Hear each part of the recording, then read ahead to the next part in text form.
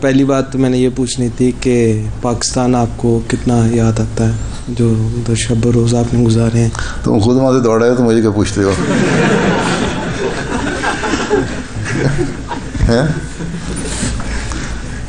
یاد آتا ہے کبھی کبھی رفح کی گلیاں اور بستیاں ہوتی ہیں. میں اپنے خاندان کا پہلا بچہ ہوں جو رفح میں پیدا ہوا تھا، لڑکا بچہ، اس لیے میری یادیں رفح کے ساتھ بہت ہیں.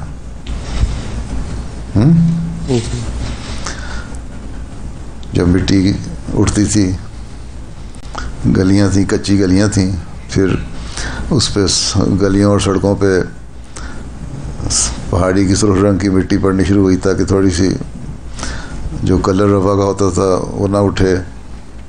پھر روڑی، موٹی روڑی پڑنی شروع ہوئی، پھر سڑکیں بن گئیں. اب تو رفح بڑا ڈیولپ ماشاء اللہ ہو گیا.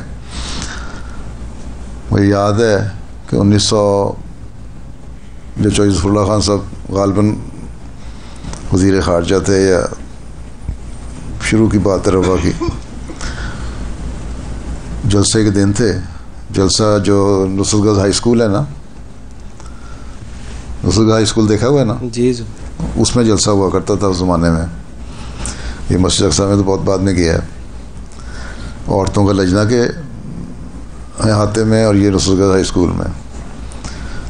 تو قصر خلافت میں ہی چوہدری ظفر اللہ خان صاحب ٹھہرے ہوئے تھے. گیسٹ ہاؤس ہوتا تھا ہندوستانی کا. تو جیپ میں بارش ہو گئی شدید، لوگ بڑے آرام سے بیٹھے رہا کرتے تھے. جیپ میں آ رہے تھے، 4 ویل ڈرائیو تھی اس زمانے میں. رفح میں جیپ بھی ایک ہوتی تھی جو ناظر اصلاح الرشاد مقامی کے پاس چوہدری فتح ہم سب سے ہوتے تھے، یا بدل گئے تھے کوئی اور. بہرحال اس میں آئے تو ہمارے گھر کے قریب پہنچے نا، تو اتنا زیادہ وہ اس میں کیچڑ اور دلدل بن گئی تھی کہ 4 ویل ڈرائیو جیپ بھی وہیں پھنس گئی. میں گھر کے دروازے سے باہر کھڑا ہو کے نظارہ دیکھنے لگا. ایک طرف فوجی کھڑے ہیں، خدا ہم زور لگا رہے ہیں، دھکے دے رہے ہیں، اپنی جگہ سے ہل نہیں رہی. تو یہ حال ہوتا تھا رفح کا. تو اس زمانے کی جو یادیں ہیں اور پھر اب کی یادیں ہیں جب آتی ہیں تو پھر